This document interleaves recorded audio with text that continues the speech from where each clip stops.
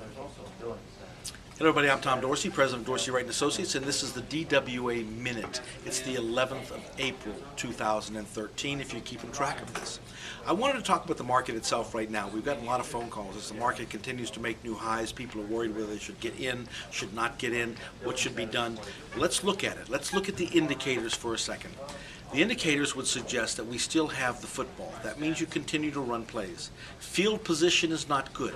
Bullish percent index is above the 70% level. That's a point at which we say pretty much everyone is in that wants to be in. How long can it stay there? It can stay there for a very long time. You can't predict it. It's not unlike a football game where you may find a football team that has possession of the football but they have bad field position. The coach just doesn't stop and give up the ball to the opposing team and say, we have bad field position, I don't want to run any offensive plays. He continues to run the plays. You're the one who has to decide what plays you run as far as this is concerned. At this level, it's very similar to a balance beam.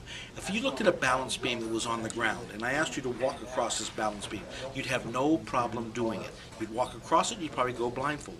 But if I took that same balance beam and struck it between two skyscrapers on Wall Street, you'd have a second thought about that because the consequences of falling off that balance beam would be dire. So even though you still have the football, you still have to run plays, we can stay offensive for a very long time, you still have to be in the market.